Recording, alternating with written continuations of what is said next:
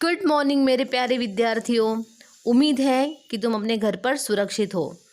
देखो मेरे प्यारे विद्यार्थियों, आज हम सीखने जा रहे हैं कहानी लेखन। अर्थात कहानी लेखन हमारा हो चुका है पहले टर्म में। अभी दूसरे टर्म के लिए मैंने दूसरी कहानी ली है। तुम्हें पता ही होगा, देखो कहानी सुनना सुनाना हर एक को अच्छा लगता है क्योंकि ये आनंद का विषय होता है। अभी कहानी लेखन से क्या होता है कि हर एक विद्यार्थियों की कल्पना शक्ति बढ़ती है, उन्हें नवनिर्मित और सृजनशीलता को प्रेरणा मिलती है। यानी कि तुम जो नवनिर्मित करने वाले हो, तुमसे कुछ न कुछ तो नयापन जो होता है, वो नयापन तुम्हारे जो अंदर है वो बाहर आ जाता है। कहानी के माध्यम से तुम उसे कागज पर लिखते हो। ओके, तो कहानी लिखते समय कुछ बातों को अगर हम लोगों ने ध्यान में रखा ना, तो क्या हो जाएगा, तुम्हें पूरे के पूरे अंक मिल सकते हैं। ओके, तो चलो देखते हैं हम किन किन बातों पर हमें ध्यान देना है। देखो, कहानी शीर्षक, कहानी के मुद्दों का विस्तार और कहानी से प्राप्त सीख, प्रेरणा, संदेश, ये कहानी लेखन के अंग है। यानी कि कहानी में शीर्षक का होना ज़रूरी है। उन्हें जो कहानी में जो मुद्दे होते हैं, जो रूपरेखा होती है, उसका विस्तार करना है। अभी ये विस्तार करना तुम्हारे हाथों में होता है। किस प्रकार करना है, गांव का नाम देना है, लड़का और लड़की रहेगी या दो लड़के रहेंगे, दो मित्र रहेंगे, तुम्हें उसका नाम देना है। ओके, और वो कहानी ऐसी होती है कि कहानी से हमें कुछ ना कुछ तो सीख मिलती ही है। इसलिए प्रमुख अंग है, शीर्षक का होना ज़रूरी है। मुद्दों को तुम्हें अपने कल्पना शक्ति के तौर पर उसका विस्तार करके तुम्हें लिखनी है और उसमें से सीख जो है उसे भी तुम्हें लिखनी है। ओके, कहानी हमेशा भूतकाल में लिखी जाती है। एक राजा था या एक गांव था, उस गांव में दो मित्र रहते थे। सामान्य भूतकाल में कहानी लिखी जाती है। लेकिन देखो, कभी कभी ऐसा होता है कि कहानी के जो अंतर्गत संवाद होते हैं वो वर्तमान या भविष्य काल में भी हो सकते हैं। फॉर एग्जाम्पल, कि तुम्हें अगर ऐसा हो कि राजा ने अपने प्रधान जी से कहा, तुम जल्दी जंगल में चले जाओ, ओके, या मुझे किसी के बारे में तुम्हें अभी खबर देनी है, तो ये वर्तमान काल के वाक्य हो गए ना। तो जो प्रसंग रहेगा उसके अनुकूल तुम्हें क्या करना है, काल को बदलना है। संवाद अवतरण चिन्ह में लिखना अपेक्षित है। अभी जब तुम बातें हम लोग एक दूसरे से करते हैं तो वो सिंगल या डबल इन्वर्टेड कॉमा में आता है।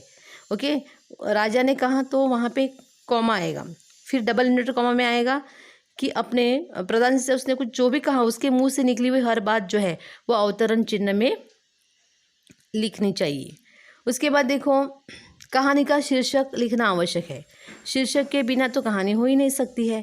और कहानी कैसे, शीर्षक कैसा होना चाहिए, लंबा चौड़ा नहीं, शीर्षक छोटा, आकर्षक, अर्थपूर्ण और सार सहित होना चाहिए। फॉर एग्जाम्पल, लालच का फल, हाँ, ईमानदारी का फल, या सच्ची दोस्ती, अविचार का परिणाम, या व्यापारी की चतुराई, जैसे को तैसा, जैसा बोओगे वैसा पाओगे। ऐसे छोटे छोटे जो वाक्य है उसमें से शीर्षक जो है वो उस प्रकार होना ज़रूरी है। लंबे लंबे वाक्य नहीं होने चाहिए। आगे देखो कि कहानी में घटनाक्रम और प्रवाह का होना ज़रूरी है। घटनाक्रम यानी कि अभी किसी गांव में घटना घटित हो रही है तो किस प्रकार वो होती है और उसका अंत कैसा है, ये लिखना ज़रूरी है। 9, कहानी लेखन में आवश्यक विराम चिन्ह का प्रयोग करना न भूले। अगर विराम चिन्ह जो होते हैं तुम्हें पता है, कॉमा, विस्मयार्थक वाक्य, निषेधार्थक वाक्य होता है, प्रश्नार्थक वाक्य होता है। हम लोगों ने वाक्य के प्रकार पढ़े हैं, तो उसका इस्तेमाल तुम्हें अभी कहानी लेखन में करना है। जहाँ पे प्रश्न पूछा जाता है वहाँ पे प्रश्न चिन्ह होना चाहिए। जहाँ पे वो आश्चर्य के भाव होते हैं वहाँ पे एक्सक्लेमेशन मार्क देना आवश्यक है। ओके, तो उन चिन्हों का प्रयोग हमें करना है। कहानी लेखन करते समय अनुच्छेद बनाइए। अनुच्छेद यानी कि परिच्छेद बनाने चाहिए। 3 या 4 पैराग्राफ तुम्हें बनाने हैं। कहानी का विस्तार करने के लिए उचित मुहावरे, कहावतें, सुवचन, पर्यायवाची शब्द आदि का प्रयोग करना चाहिए। अभी देखो, मुहावरे का होना ज़रूरी है। जहाँ पे तुम लोग मुहावरे, कहावतें, सुविचार उसका इस्तेमाल करते हो तो वहाँ पे अंडरलाइन करना ज़रूरी है। तुम लोग अगर ऐसे मुहावरेदार भाषा शैली में कहानी लिखोगे तो डेफिनेटली जो पेपर चेकिंग करने वाले हैं उन्हें तुम्हारी कहानी जो है वो आकर्षित लगेगी, और आकर्षित लगने के कारण वो तुम्हें अच्छे अंक दे सकते हैं। बोर्ड में भी तुम्हें 5 में से 5 मार्क्स मिल सकते हैं। अगर तुम लोगों ने शीर्षक, सीख और मुहावरेदार भाषा का प्रयोग तुमने किया होगा तो तुम्हें अच्छे अंक मिल सकते हैं। ओके, अभी देखो उदाहरण के तौर पर मैंने एक रूपरेखा दी है। सबसे पहले ये कि तुम्हें प्रश्न कैसे आएगा। देखो, निम्नलिखित रूपरेखा के आधार पर कहानी लिखिए और उचित शीर्षक देकर सीख लीजिए। लिखिए। ये तुम्हारे लिए क्वेश्चन रहेगा, प्रश्न रहेगा। रूपरेखा देखो, यहाँ पे एक किसान, उसकी स्त्री की धनी होने की कल्पना, लक्ष्मी माता के दर्शन, 2 वरदान मांगने को कहना, किसान की स्त्री का लोभ, गहनों का शौक, हाथ सोने का बना दो, हाथ रुक जाना, तकलीफ, दूसरा वरदान मांगना, हाथ पहले जैसे बना दो, लक्ष्मी माता का तथास्तु कहकर अदृश्य हो जाना, सीख। ये है हमारी रूपरेखा। अभी इस रूपरेखा के आधार पर हमें कहानी बनानी है। ओके, तो एक किसान है, तो किसान तो किसी गांव में तो रहता होगा, इसके लिए गांव का नाम आना ज़रूरी है।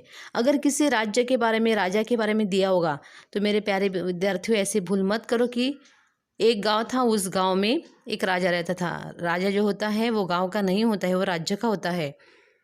तो ये बातों को तुम्हें ध्यान में रखना है, इस बात को। देखो, यहाँ पे मैंने शीर्षक दिया है लोभ का फल या लालच का फल। रामपुर नाम का एक गांव था। उस गांव में रामू नाम का एक किसान अपनी पत्नी के साथ रहता था। वे दोनों जी तोड़ मेहनत करके अपना उदर निर्वाह करते थे। अभी जी तोड़ मेहनत करना ये मुहावरा है, बहुत परिश्रम करना, उदर निर्वाह करना यानी कि दिन बिताना। तो दोनों के नीचे मैंने अंडरलाइन की, तुम्हें भी अपने नोटबुक में लिखते समय अंडरलाइन करके लिखना है। रामू की पत्नी इस गरीबी से तंग आ चुकी थी। अभी तंग आ चुकना यानी कि तंग आना, परेशान होना। वह रोज सोचती, काश मेरे पास ढेर सारा धन होता। अभी काश के बाद क्या आया है, एक्सक्लेमेशन मार्क आया है, उद्गारवाचक चिन्ह जो है ना, विस्मयार्थक, तो उसे दिया है, तुम्हें उसे देना है। एक दिन वह लक्ष्मी माता से प्रार्थना कर रही थी। उसकी प्रार्थना पर लक्ष्मी माता प्रसन्न हुई। उसने कहा, तुम मुझसे 2 वरदान मांग सकती हो। लक्ष्मी माता की यह बात सुनकर रामू की पत्नी खुशी से झूम उठी, यानी उसे बहुत प्रसन्नता हुई। ये भी मुहावरा है। उसे सोने के गहनों का बहुत शौक था। उसने बिना सोचे लक्ष्मी माता से कहा कि मेरे हाथ सोने के बना दो। तुरंत उसके हाथ सोने के बन गए। अपने सोने के हाथों को रामू की पत्नी निहारती रही। निहारना यानी कि देखना। उसके मन का मयूर नाचने लगा, बहुत खुश हो गई कि अभी मेरे दोनों हाथ सोने के हो गए हैं। लेकिन उसकी यह खुशी ज़्यादा देर तक नहीं रही। जब वह कुछ चीज़ें उठाने की कोशिश करती तो उसे तकलीफ होने लगी। वो अपने हाथों को मोड़ नहीं सकती थी, ना खा पी सकती थी और ना ही काम कर सकती थी। लक्ष्मी माता ने उसे दूसरा वरदान मांगने के लिए कहा। रामू की पत्नी ने रोते हुए कहा कि मेरे हाथ पहले जैसे बना दो। लक्ष्मी माता तथास्तु कहकर अदृश्य हो गई। अपने दोनों वरदान लोभ के कारण व्यर्थ गए, यह सोचकर रामू की पत्नी फूट फूट कर रोने लगी। फूट फूट कर रोना, जोर जोर से रोना। ओके, सीख देखो, लोभ का परिणाम हमेशा बुरा होता है या लालच का परिणाम हमेशा बुरा होता है। लालच बुरी बला है। मैंने 2 दिए हैं, 1 लिखा तो भी चलेगा। ओके, इस तरह से जो कहानी लिखी है, मैंने मुहावरेदार भाषा का इस्तेमाल किया है। वहाँ पे विराम चिन्ह भी आया है, वहाँ पे अवतरण चिन्ह भी है। तुम्हें भी कहानी लिखते समय इन सब बातों को ध्यान में रखकर बहुत ही अच्छी तरह से रूपरेखा जो है उसका विस्तार करके तुम्हें कहानी को लिखना है। ओके, ये जो कहानी लिखना है वो सृजनशीलता जो है तुम्हारे मन में जो नवनिर्मित करने के जो घटक है उसे प्रेरणा देते हैं। ओके, और इसलिए जो तुम्हें पाठ में जो मुहावरे हैं उन मुहावरों का तुम कहानी में इस्तेमाल कर सकते हो। ओके, ठीक है। अभी ये कहानी जो है वो कहानी तुम्हें अपने निबंध की बुक में बहुत ही सुंदर हस्ताक्षर में लिखनी है। अपने घर पर रहो, सुरक्षित रहो और अपना ख्याल रखो। Okay, bye bye, see you.